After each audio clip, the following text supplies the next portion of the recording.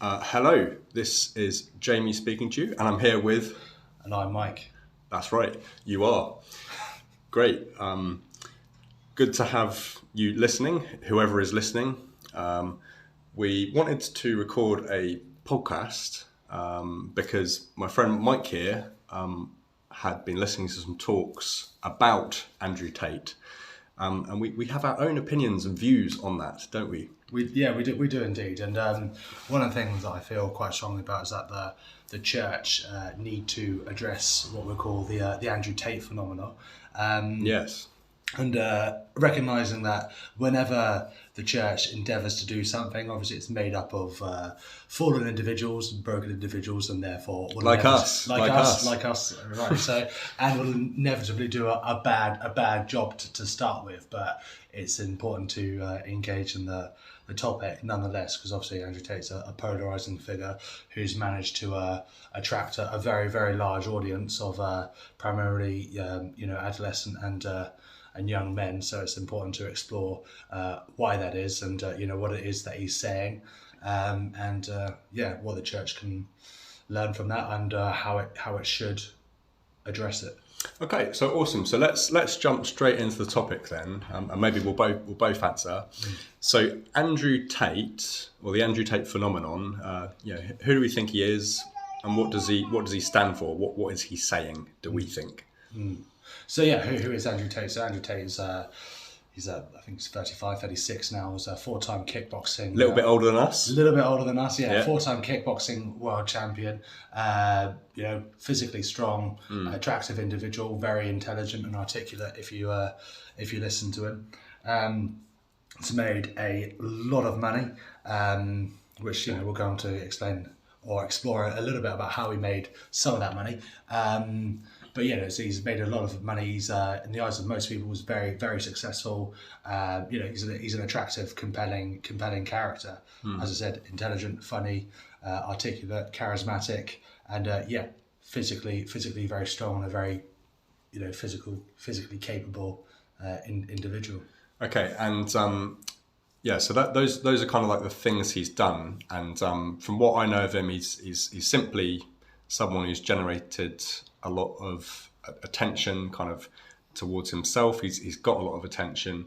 And I think the first time I heard about him was through Piers Morgan, who is an interesting and emotive character himself. And Piers Morgan introduced him to me as somebody who was once the most Googled man on the planet, like even more Googled than Trump, who was the most powerful man on the planet.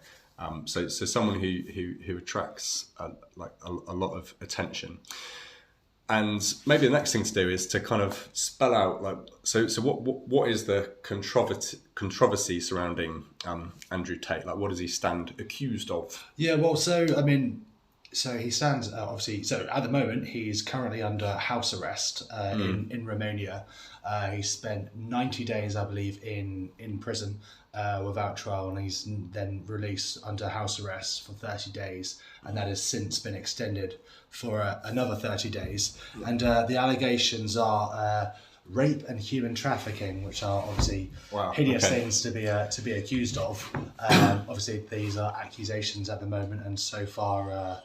I believe he's been under arrest for 120 days, and so far no trial, and I don't want to say no evidence at all, but nothing, hasn't been convicted basically of anything, he's been under house arrest for over 30 days and was imprisoned for over 90. Him and his brother were. Okay, so some really serious accusations which stand against him legally. But also culturally, I think he has kind of become the primary symbol of what we could call toxic masculinity. So I think in general he stands accused of being a spearhead, an advocate of toxic masculinity. But then if that is the case, if he really is totally evil in that way, then it kind of begs the question, why are so many people following him, and particularly young men. So what itch is it which he is scratching? Do we think? Well, I mean, certainly, like, if young men want role models. You know, we all want role models. We all want guidance, and particularly as a man or as a young man, you want a strong role model. And you know, why? Yes, it's a good question. So I suppose I could tie that into the question is, you know, in regards to Andrew Tate and the manosphere or whatever, is you can accuse Andrew. So assume he's guilty of these things he stands accused of. He would obviously not be a good man. But putting that, or you can, I suppose, perhaps you could put it aside, perhaps you can. But you know, is he unmanly? And so the answer to that is, you couldn't really make a solid case that he was unmanly. So I suppose, okay, let's explore that a little bit. Okay. So why do people follow Andrew Tate? Well, it's because one thing that he offers is a strong masculine role model, and then we can debate whether or not he's a good role model, or what things we might agree with him on, and what things we might disagree with him on. So yeah, definitely. You can't say that he's a weak character, and you can't say that he's unmasculine. He can't be accused of these things. So he excels at what you might call like traditional masculine virtues. So there are a number of people who have done some work on this, and basically kind of a lot of you know, so if you look cross culturally, you know, what are the virtues which are, you know, endowed by every hero and every villain for that matter, and it's you can distill them down to like what we call the fighting virtues, or virtues which or traits.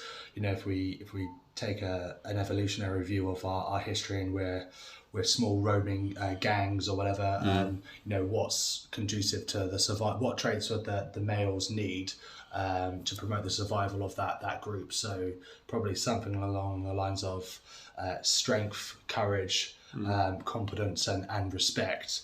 They would be amoral because their sole focus is the survival of and the protection of the group, and that would primarily fall on the men because of reproduction and so on. Obviously, women carry the major burden for child rearing, so obviously if they're pregnant or with child, they cannot be called upon to defend the group. So primarily that role would fall on the men. So yeah, and those are I suppose you could say amoral characteristics. So again, one of the in Jack Donovan's book The Way of Men, where he kind of outlines a lot of these things, he'll say, you know, was Darth Vader unmanly? You know, you can look at other supervillains or whatever. You know, Bane in the Dark Knight Rising. You know, was Bane unmanly? The answer to these questions are obviously no. You know, so they're not necessarily good men, but are they quote unquote good at being men? It's like, yes, because they have those, you know, whatever you want to call them, base masculine virtues or gang virtues, so to speak. You know, and Tate obviously ticks those boxes. You know, he's obviously very physically strong. You know, he's courageous because he's, you know, he'll fight. You know, he's had over 90 professional kickboxing fights, 4-time world champion. He's obviously very competent at that and has made a lot of money, and he's respected by other strong fighting men. So kind of he ticks all of those boxes. Yeah, definitely. He's strong in those attributes. Like one thing I like about him personally as well is he's very, very articulate. When he was kind of like defending himself on a Piers Morgan interview I saw, I mean, Piers Morgan is notorious for beating people down because he calls them interviews, but very often it's just Piers Morgan inviting someone on and talking over them the whole time. They're normally one-sided poundings, and Piers is the one swinging the hammer. Exactly. But Tate really was quite clever. He didn't fight fire with fire. He was just really quite gentle. Yeah. And he just kept on explaining that whilst he said some controversial things in the past, he didn't want to sell out his former self. He was speaking at the time to a very limited audience of like 500 people. He wasn't trying to speak to the world. So, you know, take what he said in context. And I think he won round Piers Morgan, and you know, built a rapport. Yeah. So he's definitely skilled in being articulate. Yeah.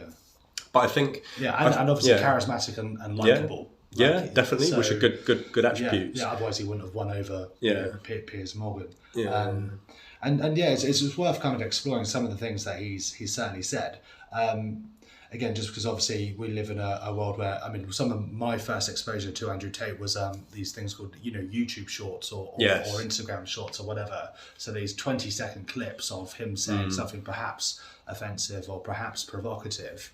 And it's easy to kind of, you know, attack those and then pillory those. But, you know, and it's why say that the church can't just focus on those and say, okay, well, he just said, for example, you know, when I tell a woman to stay home, she stays home, and that's like a 10-second little clip, and that in itself is like, whoa, that's controlling, that's bad, you shouldn't be saying that. And then you'll then find the full context of the video, you know, which is an hour-long discussion, and then that clip is embedded in an hour-long discussion, so you've got everything leading up to that, and then post that, then all of a sudden it's just like, oh, well, you know, if my partner or whatever, you know, fancied going for a walk at 2 a.m. in the morning in downtown Chicago, I'm saying no.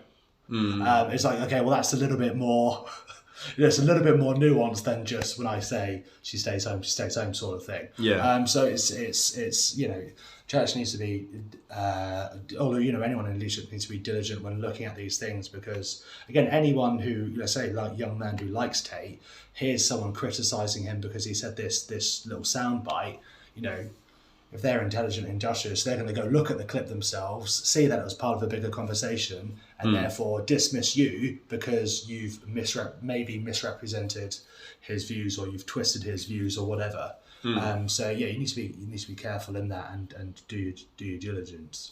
Yeah, I guess it's easy, isn't it, to criticize and to say, oh, I don't follow this, I don't follow that. Yeah. That is wrong. Yeah. It's quite easy to say what we don't like. I mean, you know, like a kid who eats something that they don't like will very quickly show you by kind of like shriveling up their face. But it's harder to paint a picture of what is the ideal and how to be. You know, how should we be in a world which, you know, you might feel squashed in. You know, getting really strong might be a good way to respond. So I think one thing that we haven't liked is people just dismissing Tate totally, even though he really appeals to men. Yeah. Even though he kind of seems to advocate hard work and self-improvement, he seems to in some way stand for those things. So if you just completely write off Tate, you're also writing off masculinity in general, and you're also writing off those who find his message appealing, because it's like so, you know, Tate kind of falls into the meaning crisis, in particular the meaning crisis for amongst young men. And it's just like, if you're a young man and you listen to him, it's like, okay, well, you know, the church should have something to say about meaning, you know. And then if they write off him and say how bad he is, and it's like, okay, well, you know, do you care about me and the issues that I face as a young man? And it's like, they might conclude no, because they've just dismissed him and his messaging. So again, that's why they need to be, you know, more intelligent and do their diligence when they're looking into this, or trying to navigate this. And it's like, and again, let's give the critics their due. It's not as if he hasn't done things that are worth criticising. Oh, definitely. And it might be worth pointing those out now. So I mean, there are obviously, I mean, we all have inconsistencies and so on, but there's you know, one major thing which I found distasteful is so he'll call out the Western society for its degeneracy, and absolutely fair enough, there's a lot of degeneracy in Western society, but at the same time is effectively a pimp who manages OnlyFans and webcam girls. So it's kind of like, well, that in itself is degenerate. You know? No, I think there's a word for such people who Yes. like do not practice what they preach. And I think the word is our good Lord used it a couple of times, perhaps. Hypocrite. Yes, Hypocrite. indeed. So And then there's another thing as well in regards to like. So he'll say, sexual purity amongst women is unbelievably important, and it's okay. Well, sexual purity and chastity and sexual integrity is important. But that being said, it's like, well, if you don't believe in marriage, then, which he doesn't appear to, because he's not married himself and is in polyamorous relationships and so on. So it's like, well, what's the point in you saying this when you're not practicing what you're preaching here? So there are easy goals to score. So it's like you need to make sure you score those easy goals. Again, rather than like necessarily reacting to sound bites. Again, I heard on a talk that one of the points against him was that he criticised the Me Too movement. Well, okay, but I mean, loads of people, left and right of the spectrum, male and female, had negative things and critical things to say about that movement. So that isn't an outright, write-off of him or his message. But I suppose it'd be good to have a dive into. Well, unless you got any thoughts on that. Well, just thinking of things like the Me Too movement. There's a number of movements out there where if you even, not necessarily if you disagree with them, but if you begin to question them, I'm thinking of movements like Black Lives Matter, for example. If you want to understand those movements more, and you even begin to question, and test the thinking, even doing that can be like blasphemy in the ears of a lot of people who strongly adhere to that. And I think that's something I find very negative when debate is just is shut down. And I think whenever people orientate themselves too strongly around just one issue, I think that their way of thinking starts to fall down, because they know exactly what they want to do about their one important issue, but then all other areas of life seem to then orientate around the one thing, and they can become warped in a way that's not helpful. And of course everybody is against abuse to women with the Me Too movement. Like a good, the silent majority, the vast majority of people are opposed to like racism and discrimination.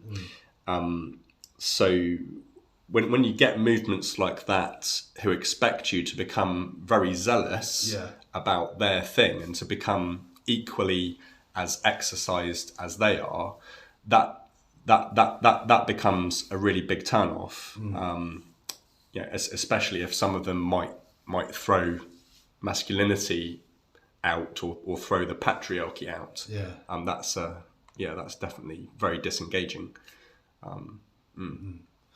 So coming back to Mr. Tate, and so it's probably worth having a look at like his messaging and what it is, like why it is that young men again resonate with the message. Obviously, we explained and got into why he as a character is an attractive individual, and why perhaps someone worth at least paying attention to. So it's like having a look at his message.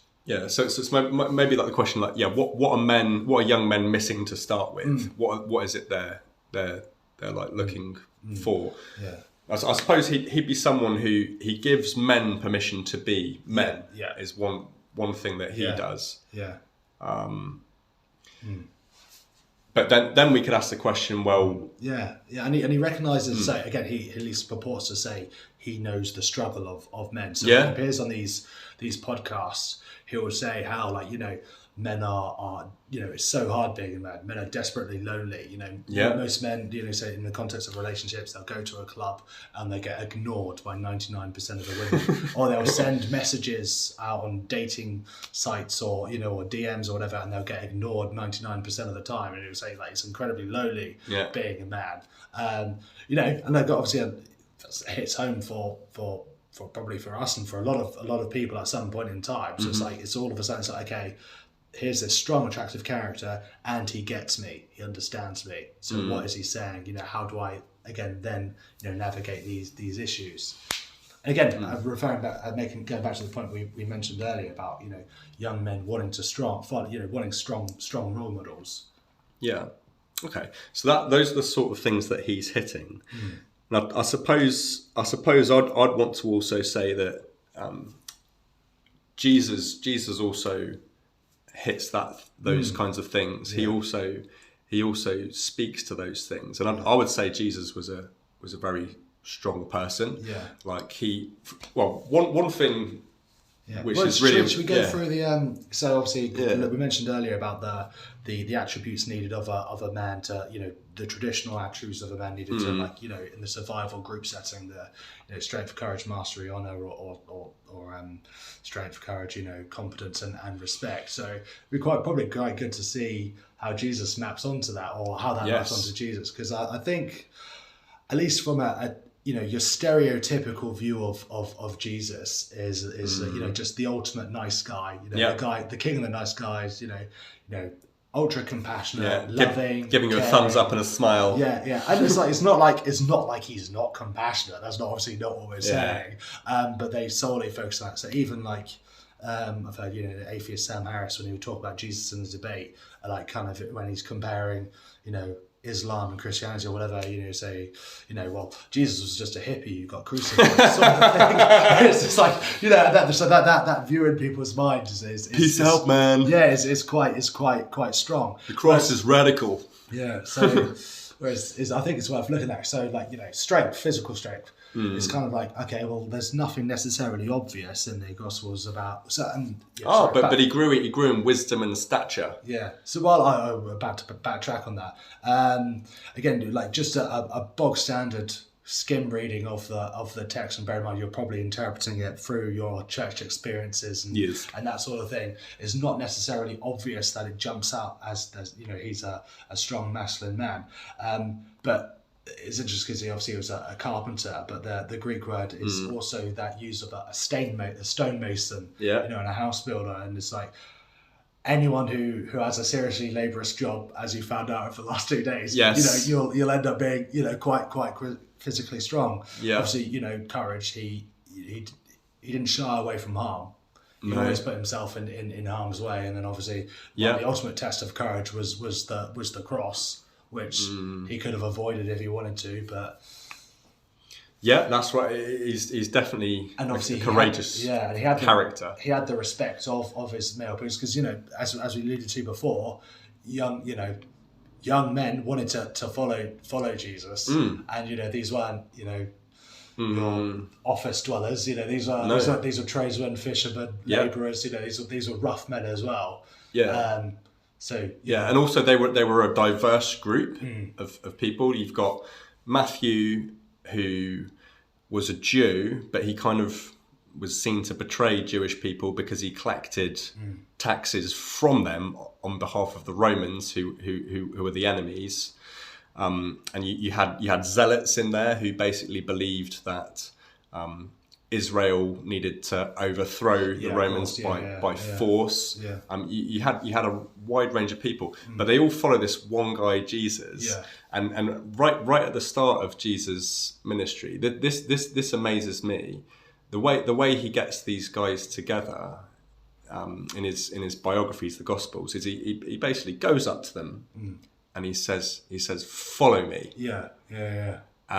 He says, "Follow me, and I will make you fishers of men." Yeah, and it's not really much of a negotiation that goes on. But it just says these men basically followed him because of the authority which they detected that he had. Yeah.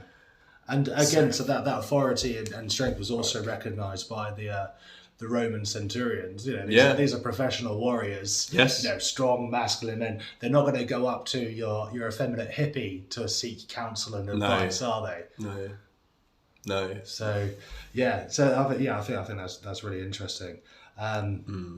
So perhaps the church presenting a more balanced view, because obviously, Jesus absolutely is the compassionate saviour who we've always believed him to be, but he's he also is that masculine man, so you might want to call him a fully integrated man. Yes, fully integrated. I love that, fully integrated. My mind was going there as well. So like, how is it that we think that men create authority? Because we could probably identify of the men who we know, maybe the leaders who we know. Yeah. We probably have a very acute sense of which men have more or less authority than one another. We could probably pick out the best leader that we know. But how is that authority built? I think that is a much harder question to approach. So Jesus, he had this amazing authority where he could make a big difference off of quite little effort. Like, people followed his words as commands. Yeah. So how does a person begin to create that? Yeah. Like, was it because he was God, or is there some more like human elements to it which we could kind of like copy and like learn from? Well, I mean, I think that there's certainly there was the call to adventure, which kind of is take up your cross and follow me. So is an adventure to walk out, to live out, and it's something which isn't going to be easy. Hence the take up your cross. Which kind of, I think, taps nicely onto something which John Eldridge wrote. So he wrote a book called Wild at Heart, and in there, good book, Wild at Heart. Yeah, so he kind of references, so men are constantly asking themselves the question, have I got what it takes in every area of their lives? And he kind of identified 3 core longings of what he calls the masculine soul. He says that's a beauty to rescue, a battle to fight, and an adventure to live. Okay, so Jesus, he was kind of committed to his adventure, and he inspired adventure in others. I guess it's almost like hunting, to have that hunting mentality of going after something.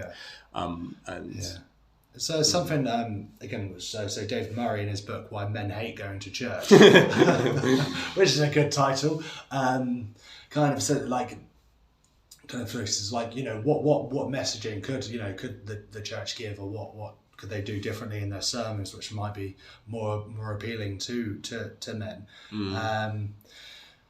because again, experientially, and perhaps maybe you've got a different experience, but a lot of the messaging is about our safety in Christ, our security in Christ, how much we're loved by God and accepted by God, and God doesn't judge us, and he accepts us and takes us where we are, and that's great. That is great. Yeah. I'm not.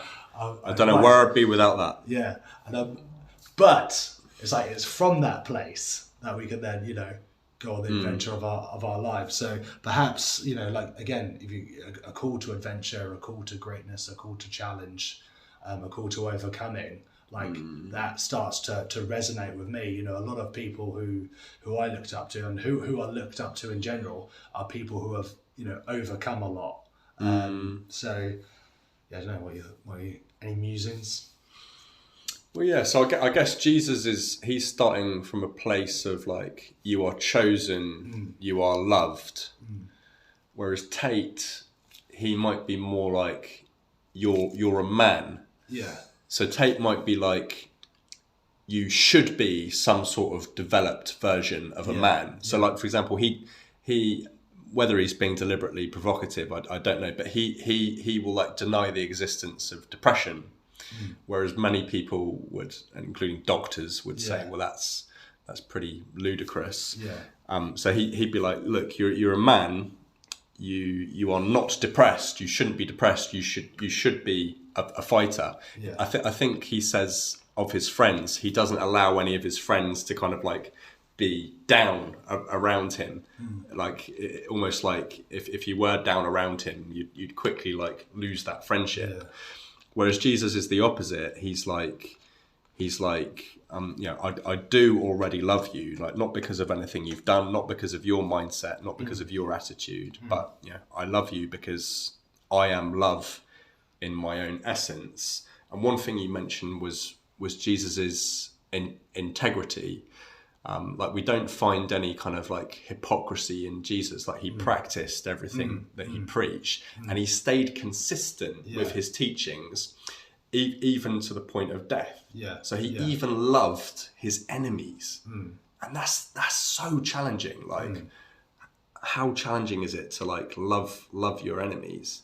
I think Tate, he definitely likes provoking his enemies, and probably worse when he's off camera. And again, let's push back at maybe push back, maybe not. But like, it's not as if Jesus didn't provoke those who were critical of him. Turning over tables and definitely and making a whip of cords. It's perhaps that could be seen as a bit provocative, calling the religious leaders of the day hypocrites and white-coated sepulchres and full of dead men's bones and a brood of vipers. Yeah. Obviously, this is provocative language. But I suppose to some degree, perhaps that's I don't know. Maybe that's missing the point. Perhaps. Just thinking. So we've been talking about adventure, like Tate as someone who invites men to adventure. Yeah. Perhaps it seems like he invites people to adventure, but like if you were to live out the Tate lifestyle, where's he taking us? Where's he taking us? It's like, okay, well, I've got a harem of beautiful women who I can have sex with whenever I want. I've got really nice cars and lots of money in the bank. Yeah. So, do you really want to go there? Yeah. Do you want to? It's like selling your soul. It's not as if those people have suddenly who have arrived there have suddenly completed life. Yeah. It's not like it's not like they're beyond. They're beyond, depression or a lack of meaning or whatever. Or, sometimes, for a lot of cases, you look at celebrities, they get all these things and it's almost like, is this it? And then it's like they'll get hooked on substances or they'll fall off the rails and their marriages, will disintegrate and so on and so forth. Yeah. So it's not like, that all of a sudden a load of beautiful women, some nice cars and lots of money in the bank, get rid of all your problems. If anything, they can amplify it. You could say perhaps, Tate's, offering self-improvement and, obviously, everyone should endeavour to improve themselves. And, there's obviously nothing, men should get strong, or at least that's my opinion. It's one of Socrates' quotes is a great shame for a man to not feel the strength which his body could produce. It's a part of stewardship, I suppose. You've got a body, you should take care of it. Really, perhaps you could reduce it to that. Yeah, and they are better if they're less flabby, and indeed. Yeah, and you can help other people more if you're a bit fitter, and are not at risk of a heart attack and that kind of thing. So one theme that I'm kind of drawing out here as we talk about Tate. So he calls men to some sort of adventure. Yeah. But can we think of any limits which he sets on that adventure, or is he basically in favour of like just limitless growth without boundaries, without lines? Yeah. I noticed like does he have limits? I mean, possibly. I think it might have been on Piers Morgan or some other podcasts. We'll say once you've made a certain number of million or whatever, all right, okay, then the amount of money you have is irrelevant to some degree.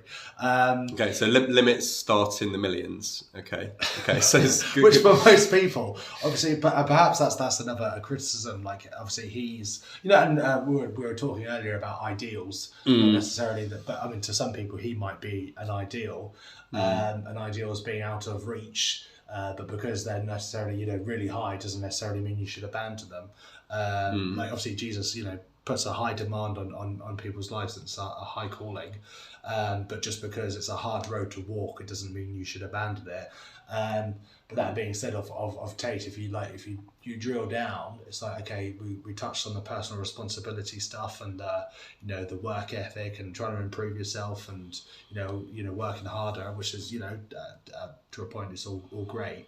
But it isn't, to some degree, it's just consumerism that he's offering.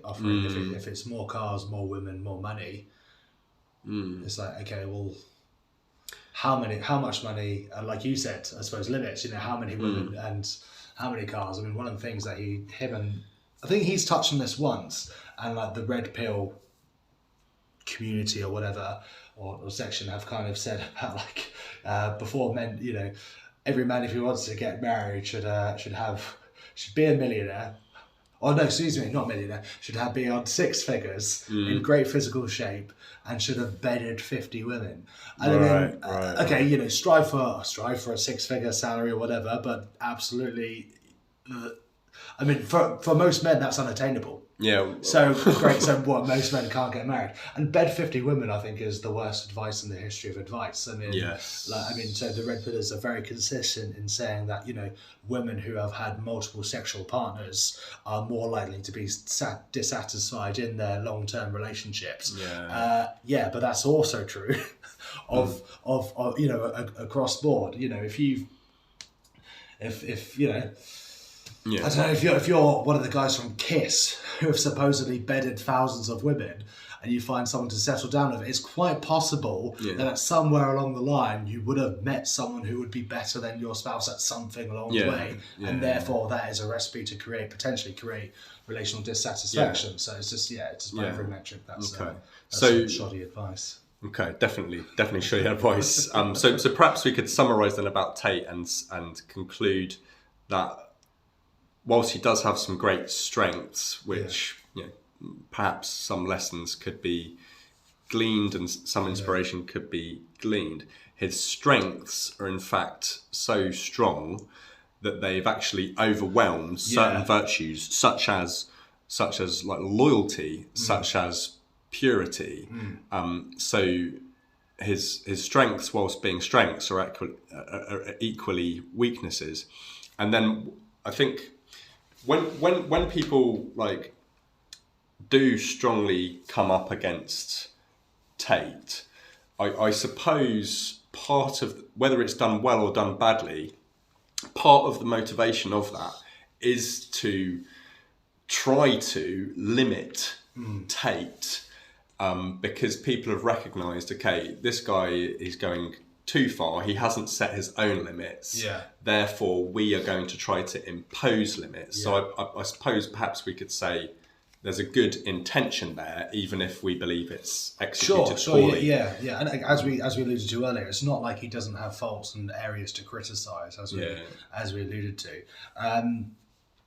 But I suppose, again, the danger of just writing him off or condemning him outright and saying, you shouldn't engage with it whatsoever. Not helpful. Is not helpful. And then the fact that I think in the UK, like, schools have made it a safeguarding concern if, which is just ludicrous. That makes him even more appealing to me. Exactly. Especially if you're a young man and you've got anything about you. It's just like, I want to find out. Well, it's just rebelliousness, isn't it? It's like, my teachers, who are an authority, who from a provocative teen, I might want to resist their authority. Well, I'm going to go check him out, and I'm going to go say top G or whatever,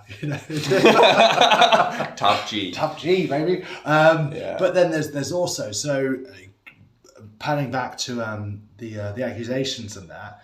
I think at this point in time, it's highly probable that he's going to be released and all charges. And he's going to be released basically, and then he's going to come back with with a vengeance. His next full-on podcast, it might break the internet or whatever. It might be the most, because he was banned from Twitter, and then he got reinstated, and then within a day he had over 1 million followers again. Wow.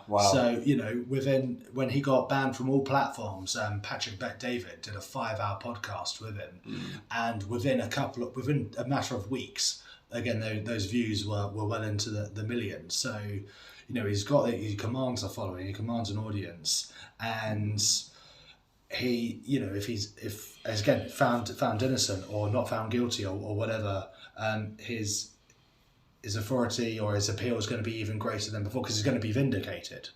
So then you're going to have to really re-engage with this message. So I suppose maybe one lesson from that then is, we can say he's trying to advocate some parts of the truth. Yeah. Obviously, we've already said he's a hypocrite, so he doesn't have the whole truth. Yeah. But I suppose we can see with him that the truth always has a way of bringing itself to light. Yeah. So attempts to censor the truth are often fruitless. They often have the opposite effect.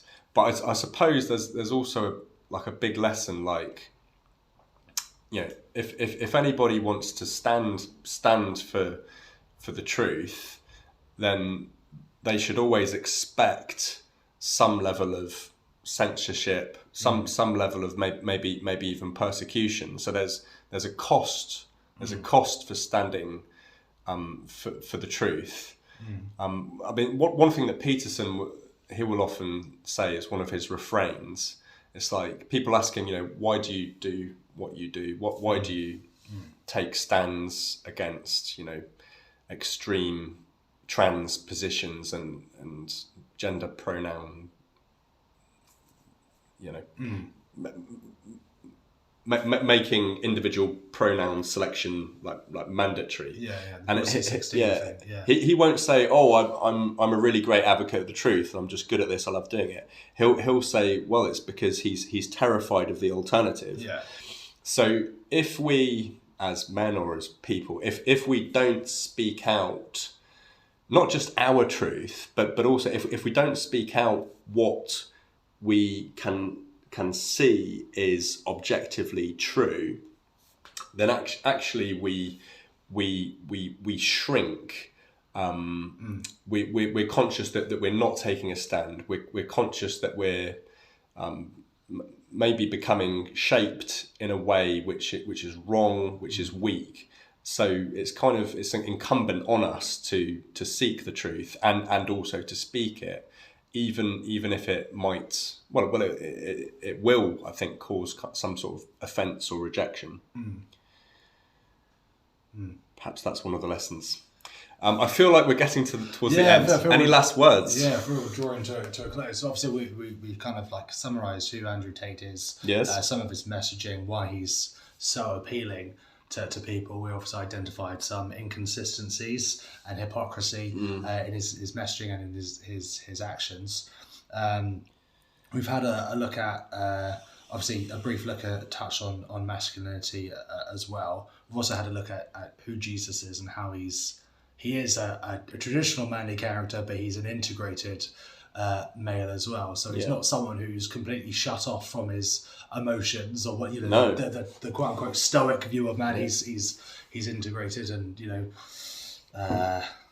Jesus wept. Yeah, well, exactly. One of the shortest verses in the Bible. Indeed. So we've obviously had a look at that, and then we briefly touched on. Obviously, we mentioned Eldridge and David Murrow in briefly touching on how what the church could do. Perhaps it's worth just touching on that once more and then closing, because obviously, as we said, this is the Andrew Tate phenomenon is that the church should be doing something which appeals to young men. So that's a good point. So obviously Andrew Tate's messaging is attractive to young men, and if the church doesn't want him, if they don't want young men following him, they need to offer something which is equally or more attractive to young men. Yeah. Like if what you're offering is the caricature of Jesus, which we alluded to earlier, the hippie who got crucified, if it's the hippie who got crucified versus Andrew Tate, I mean, me as a Christian, I'm choosing Andrew Tate because I don't like that one-sided view of Jesus. Yeah. But if you're offering an integrated male who challenges you, who wants to call you on adventure, it's like, okay, well, all of a sudden, who says, take up your cross and follow me. This is the way, walk ye in it. It's like, okay, well, King Jimmy. Some King James coming in there. Indeed. And it's like, all of a sudden, it's just like, you've got my attention now. You're challenging me. You're demanding more of me. Yeah. From a place of love as well. Yeah, no, absolutely. And and Jesus, he started with 12 men, didn't he? That's where he chose to start. Yeah. So I think that should say something to us, like as we're trying to reach the world. Well, where did Jesus start? Well, he started with himself, but then he called 12 men. Yeah, it's an interesting point. Again, I don't know how they've conducted the study or whatever. One of the things that David Murray mentioned in his book, Why Men Hate Going to Church, is he said about kind of in regards to reaching the family. And I might botch the stats here, but basically it was if the woman got saved, and she might take her children to children's church, but it's less likely that their children, as they grow up, will stay in the faith. They'll drift, and it's very unlikely that the man will start going to church. However, if they reached the man and he took ownership of his faith, I think it was something like 90% or something ridiculously, like infinitely higher, then all of a sudden the family would be more likely to go in church and stay in the faith. I don't know how he conducted that study or whatever, but that's a stat that he references in the book nonetheless. But again, so the church needs to offer something which is appealing to men. Sitting in a circle and potentially talking about your feelings, is again stereotypical, I know, but is more of a feminine thing. It's that men bond side by side, not face to face. So it's like, if they're doing something, like go on a walk, go on your own adventures. Say, we're going on a weekend away up in the mountains, or we're getting guys together to go for mountain biking or something. Just that all of a sudden is a bit more appealing. I quite often think about the youths who gather in parking lots of their cars and then referee. I still don't understand it. But all of a sudden, imagine if the church minister or whatever walked up and said, "Oh, lads, by the way, Wednesday night, group of guys are just servicing our cars and fixing cars or whatever. Well, fancy bringing your cars along, and we'll show you how to service them or whatever." It's like, it's like, well, that's a cool witness. Or I don't know, I might overdo it here, but like, I know for some reason our pastor told us how to throw a 1-2 and a left hook, because it might be our responsibility to defend our wives at a later point in time. To me, obviously, I like combat sports and that, but that's a cool witness. Yeah. But I know, just something which might appeal to the masculine spirit, or that sense of adventure. And it's not it's not solely masculine. It's not as if women don't want to go on adventures. But just something. Yeah, well, I'm looking forward to doing some boxing with my pastor at some point after this conversation. That'll be quite fun. Ask him. Yeah, I thought I will. We'll get back to you and let you know how that goes, everyone. Well, if you've listened, then well done for getting this far. Thanks for kind of being with us. I've definitely enjoyed. Yeah, I've enjoyed talking. It's been a good chat, and talking to Mike, and especially our phone calls, which we have before that, wherever. You sort of feel a bit less awkward because no one else is listening in. But thank you for listening in. I think that this has helped to sharpen us and some of our ideas. I'd definitely like to become a lot sharper on this myself, but it's good to put the ideas out there. And thanks to you, Mike, for sharing your heart and reading all the books and bringing the knowledge. And as we alluded to at the beginning, when the church endeavours to tackle any sort of thing, they're going to do it badly, probably just as badly as we have done today. Yes. But let's stumble upwards and let's stumble towards the truth, and we'll get sharper and better along the way. Okay, amen to that. Okay, well, this has been the Stand podcast. Over and out.